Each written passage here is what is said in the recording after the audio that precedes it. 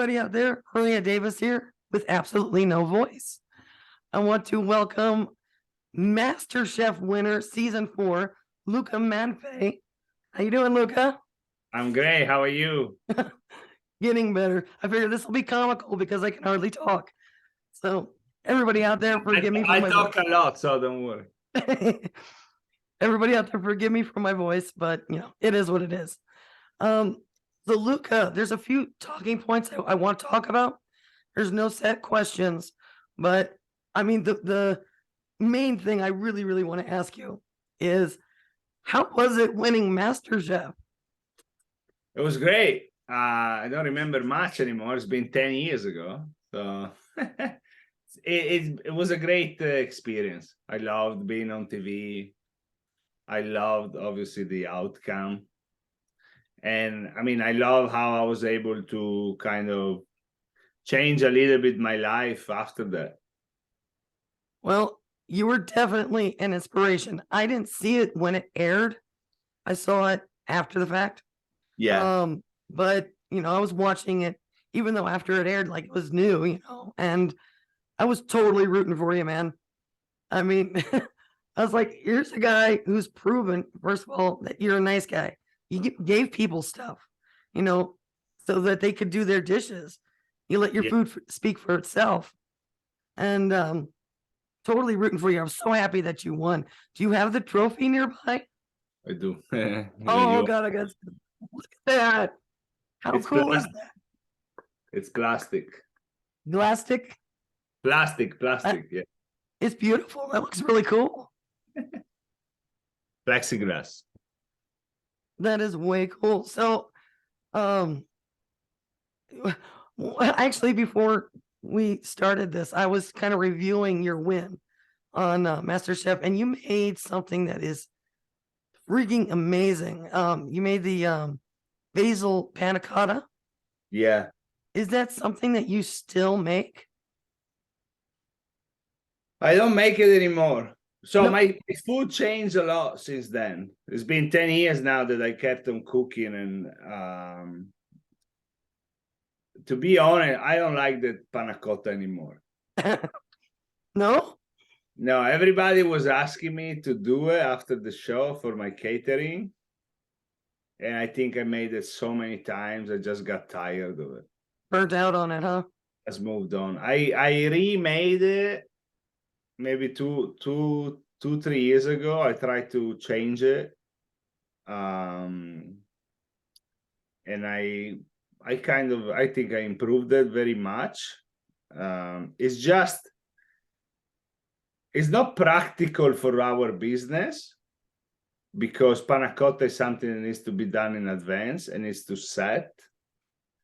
And people make it in these like ramekins and stuff that then you dump it in. It's just not practical for the type of business that we have, especially when we do like caterings for 50, 60, 70 people. Wow.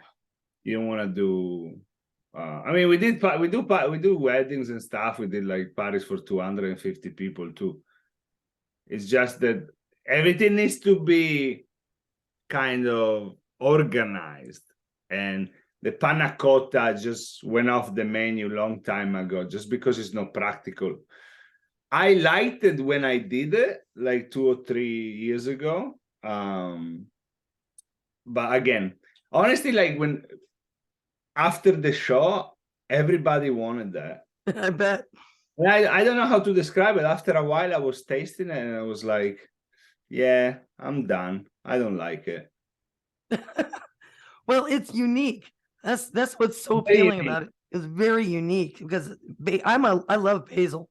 But to make something savory with the sweet of the tomato jam, that was mind blowing.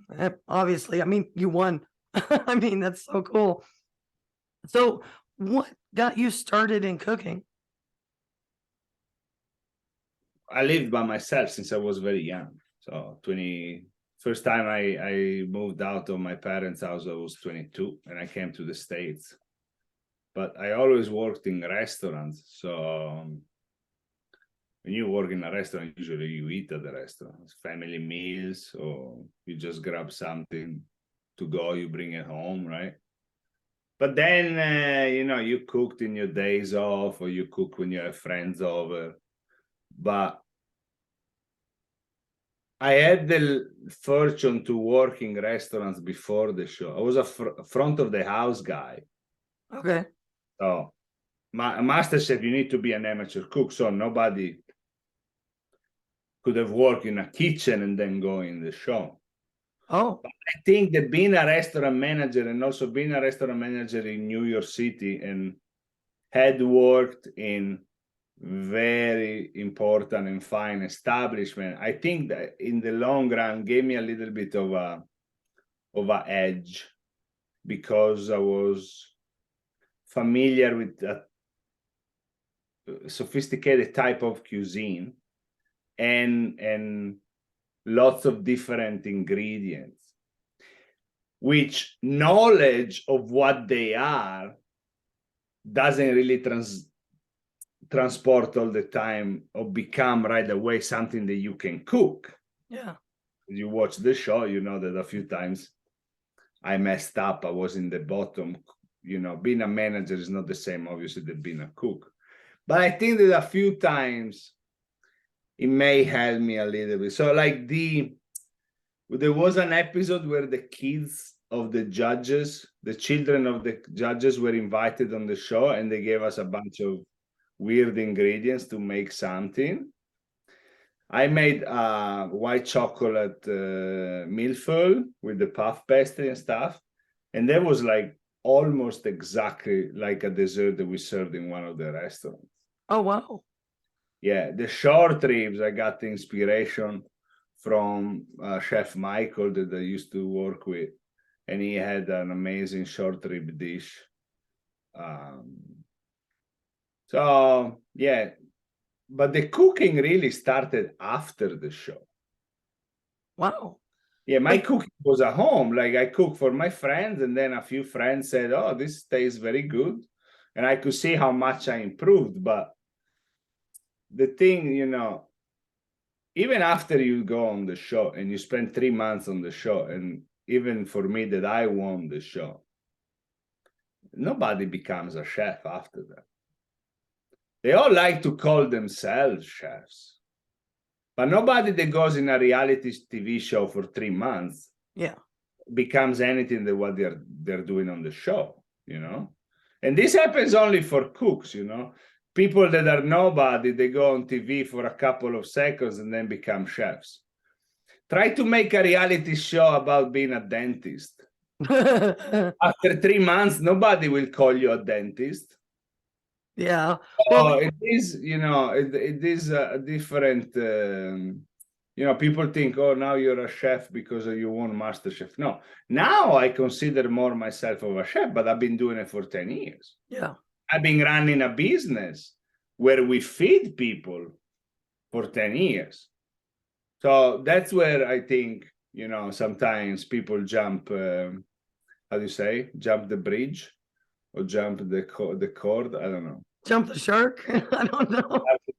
Something like that. Yeah. Jump the gun. Okay. Yeah. Oh, jump the gun. Yes, Yeah. yes.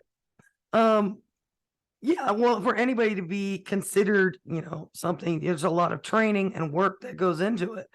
And yeah, you don't win MasterChef and suddenly you're a chef, because that's a competition of home cooks to see who's the best one. And just what you were doing. No, see, I can't cook. I'll admit it. I can burn water. But watching what you did and a lot of the other cooks, it's like, where the heck does that skill level come from? And you say you're cooked for your friends. Yeah. You had to have enjoyed it before going on the show. Well, I mean, everybody enjoys something where people appreciate them for. Yeah. If my friends came over and tell me your food sucks, I wouldn't have enjoyed it, right? Yeah. Yeah. I'm not. I had fun. I liked what I liked back then was to see the improvement. Yeah. I could see how my food was changing, but still, this is the fun part, is like when I look at the things that I used to be back then, because Facebook gives you all these updates of memories and stuff. Yeah. I look at the food, I consider myself a fool for thinking that was good and looked good enough to be posted on social media. But it's part of me as an evolution in the business. And sometimes, and I hope it's going to happen the same in 10 years. I hope that in 10 years, I'll see what I'm doing right now. I think it's like, oh, that didn't look that good, has an evolution. Mm-hmm. Yeah, So, I know exactly what you mean. It's the same thing with my music and with my film work. I look at stuff I've done in the past. And it's like, my God, I thought that was good enough to put out. But it's all just a learning experience, anyways. And you can take what you did in the past and learn from it, and go, okay, this is where I was then. This is where I am now. God only knows what I'm going to be doing later on. And it's wonderful to see. Now you got your dinner with Luca. Thing is that catering? What is that? yeah, it's a little bit, it's catering and mostly private chef. Is it doing So good? I go to people's home and we cook for their family. Yeah, last night we had a birthday party. The night before was anniversary dinner. Obviously, December was anything but between holiday company holiday parties, families get together for the holidays. But usually, yeah, it's in people's home. Even we don't run a venue, so when it's big events for weddings, usually people rent a venue where we go and cook.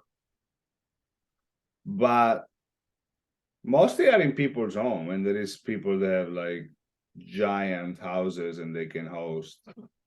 You must have been swamped during the holidays. Yeah, December is usually always the busiest. Wow. Because the difference is that the other parties usually are at the end of the week, so most is Friday, Saturday, and Sunday. But in December, there's no really rules. People hire us on Tuesday, Wednesday, Mondays. Just So depends what their plans are. what kind of food is on these? Is this a really expensive food that you're making? Depends of the party, but it goes anything from 140 to 200 people. Depends of the $200 per person, 140 to 200.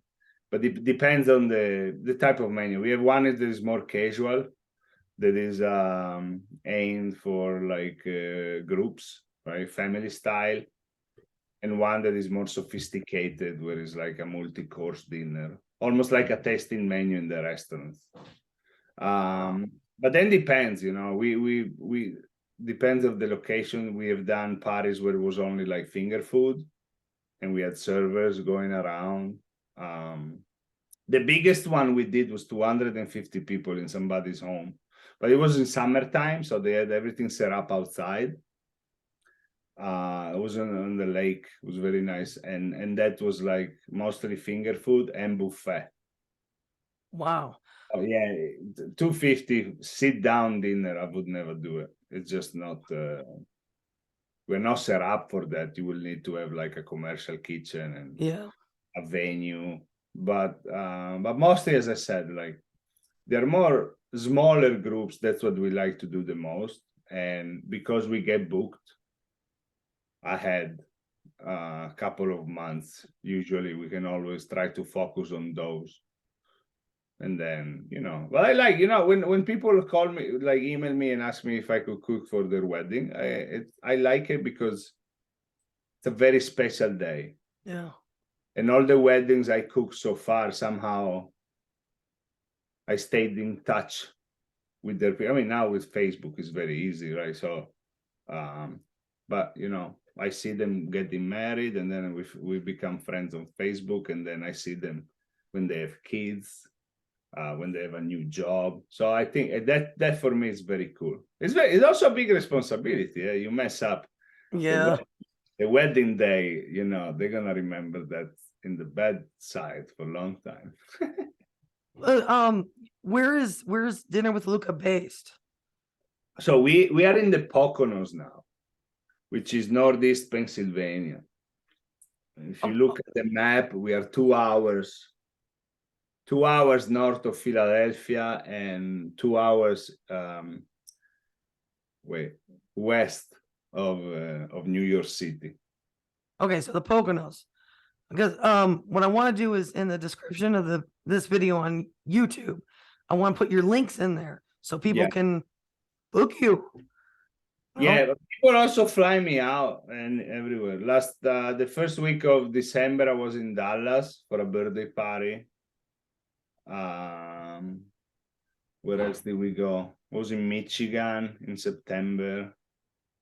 So there's really like we're based here. Most of our business is here, but people, I can fly. I have really no limits. I went in Canada a few times. That's awesome. I'm waiting for somebody to hire me in one of the Caribbean islands, but didn't happen yet. No, Hawaii. Well, Hawaii, yeah, Hawaii too. That's too far, though. It's too far. The Caribbean would be an easier trip. The Caribbean, yeah. For like a 2-week event, right? If I'd love to try your food, I really would, but you know, I'm a starving artist, so maybe one of these days. I would totally love to try it. Seriously. So you got chickens, right? You've been posting these videos on Instagram, and I see them on Facebook of your chickens, and you have a lot of different kinds. How many different kinds of chickens you got? Like different breeds? Yeah. I don't know. But top of my head, probably like 6 or 7 different. It was very intentional. We bought them from breeders that they work with unique breeds, they say, right? We didn't buy them either for meat or eggs. Obviously, we're gonna enjoy the eggs. I bought them because I wanted to try to make the rainbow colors of the eggs, right? Yeah. That's the final goal, is to have the pink and white and brown, brown, copper. Then there's blue, there's olive color, which is greenish. But also because it's you know, I don't know how to explain it. It probably is gonna sound weird for a lot of people, but have them, you know, pasture around the backyard. We can see them every day. It makes me happy. I grew up with chickens and geese and turkeys and ducks. So, I mean, I even incubated some eggs from my geese that I hatched, and they imprinted on me. So I'm familiar with them. And there's nothing better than a fresh egg from a home chicken. Yeah. Nothing also, better. For the kids was also very interesting to see all the process. We did buy some hatching eggs. I was saying the chickens, it was a very good project for the kids because we got the eggs in an incubator, like you mentioned. And it was very cool, you know. You check the first few days, nothing happened. And then when you hear the chirping for the first time, it's very exciting. It's very cool. Yeah. It's an amazing thing to hatch chicks, and I recommend it to anybody out there who has room for them. But you know, it's always fun to look at your chickens on your videos that you post. The ones we had were the black and white ones that gave the brown eggs. Yeah, that's what we had. So when I saw a recent video of yours that you were holding the black and white chicken, I'm like, wow, we had the exact same thing. Yeah, those are silver lace Wyandottes. Yeah. Those are very nice. We had a beautiful rooster. I should say it was growing to become a beautiful rooster, but you already see you could see the tail coming out, and there was a little bit of bluish and greenish on the tail. But then the dog got to it. Oh no. That was a very sad day because it was one of the eggs that we hatched, and it Oh no. was the first one that the boys named because it looked very different. You could see the color. He had like a dark spot around his eyes, and the rest was all white. And then it became, we didn't really know what it was, but then it kept on growing. And then we knew the breed that it was, but at the beginning we weren't sure. It looked like different than the others, so we thought there was a rooster. But then there was a moment, like after the 5th or 6th month, that it kept on growing. Yeah. And it was like 3 times bigger than the other ones. I said, okay, I think we have our rooster. But next year we'll try again. I'll buy 6 eggs just of the same breed, just to try to have another male. And I noticed difference. I don't know. You said you had chickens too. There's a difference of attitude from the chickens that we hatched to the ones we bought as a chick. Oh yeah. We had no issue like going next the one we hatched and pick them up, which the other ones they don't really like it much. They probably imprinted on you. Yeah. That's what happened with my geese. When we had the turkeys, they were little chicks, and I was a little kid. Well, I don't know, I was maybe 10, and they were little chicks. I came home from school, and I'm looking at this bird. I'm like, "What? That's not a chicken." I thought it was an ostrich. I thought my mom came home with a baby ostrich because of the shape of the head. Yeah. But the turkeys, we didn't raise them for meat or anything. We just had them. I mean, they were pets that gave eggs. But they're really great to have. And the best part is they eat all the bugs in the yard, so they don't come in the house. Yeah. If you wanna go through like a typical day or week, we homeschool. Yeah, we homeschool. So my main job is to stay at home with the kids. My wife has a full-time job. She works from home too. This is actually her office. She travels a lot. Now she's in Virginia, the headquarters of the company. So my main job is taking care of the kids and the house. I cook. I mean, my wife helps a lot. Mostly she does breakfast because I sleep in a little bit more. So stay up more at night. Then, we do homeschool with the kids. We have a lot of activity also. There's a big homeschool community. There's a lot of families involved in the area. And then the caterings are mostly in the weekend. So that takes my, last part of the week is usually all about prep and getting ready for the dinners. I have 2 or 3 people working for me. It's a small operation. Then when we have larger parties, then we have another network of people that we know, from cooks to servers, that can help with that.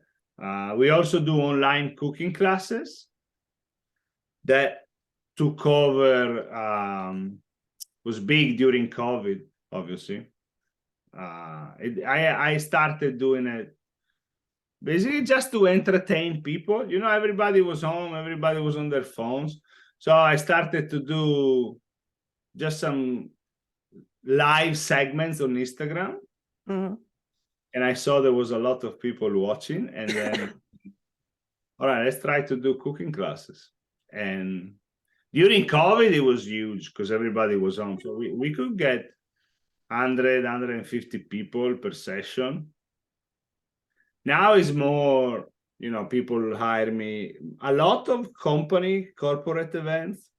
So, all these global companies, they have people from scattered all over America, all over the world. So they do team building sessions, and so we cook all together.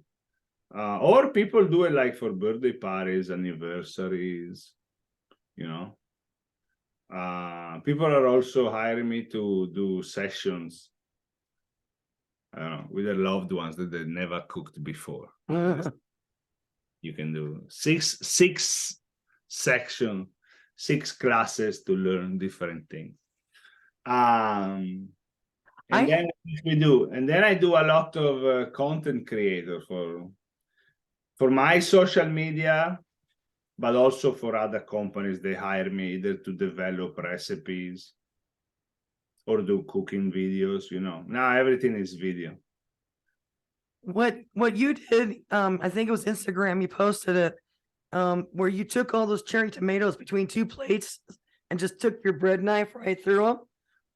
I totally used that trick. Totally. And it works. It really does work. And I don't cook. I was just prepping. But yeah, I thought that was really cool. And it was a really cool trick to share with everybody. And if you get any other ones, definitely put them out there. I'm learning a lot. I don't know if I'll ever utilize it, but I'm learning a lot. What's next for you? Is there anything that you want to do aside from what you're doing right now? So we started next week. No, next week. Next year. I say next year, but it's this year now. Yeah. We're working on a new website to make it more of a recipe blog, and also be launching a line of knives. Oh, made in Italy. They're actually made really 20 minutes from where I grew up. Oh, wow. Very artisanal, small production. They're made, the handle is made with the olive trees. Wow. Yeah. Very, very minimal. It's very nice, very elegant. Not minimal, elegant. So we'll do that. I'm also trying to work, Frico, right? If you watch my social media, well, there's a dish that we made in where I'm from in Friuli called Frico. That I have a friend of mine who produces it in Italy. Oh, wow. So I will try to bring that in and sell it online, because it is it's pasteurized and vacuum sealed. So it has a very good long shelf life, even outside the fridge. So we're going to do that next year. It's cheese, potatoes, and onions, and you just cook it on the flat top. Okay, I remember that now. On the flat top in like 2 or 3 minutes. And then what else? I'm also working on a line of aprons. And that's it. We're going to try to do a small, e-commerce. Those knives, that's got me interested, because my brother actually cooks. Yeah. He's actually pretty good. I mean, I eat it, so I mean that's a good thing, because I'm picky. But I'm really interested in those knives you're talking about to get a set for my brother. So when you get that information, if you could send it my way, I'd be interested. I think by the middle of the year we'll be ready to launch that. Awesome. Going in Italy in May to finalize everything, also to start gonna do a few videos in the factory where they make the knives. Wow. All the way from Italy, huh? Yeah. That's cool. That is way cool. I gotta tell you, this is something completely off topic with the knives or anything. I have a friend, his name is Chris Denard. I actually did a podcast with him for his Orange Screen Productions. He knows I'm doing this podcast with you, and you and him are so similar, just with your demeanor and everything. You're so similar, and I kept telling him, this person I'm gonna interview, Luca, Chris, you gotta check him out. He can cook too. I mean, he's got this and that. So he told me he's looking forward to this podcast. Very nice. So I just wanted to tell you that you kind of have a twin out there. He's from France, but you even look similar. It's crazy. Okay, so I'm gonna go ahead and wrap this up. So Luca, thank you very, very much for taking time out of your day to have this podcast with somebody who can hardly talk. I really, really appreciate it. And for everybody who's watching or listening, if you're on YouTube, particularly, the links to find Luca, Dinner with Luca, and his social media is in the description of the video. So go check it out. You're going to love it. Thank you so much, Luca, and you have a wonderful day. Bye. Thank you very much.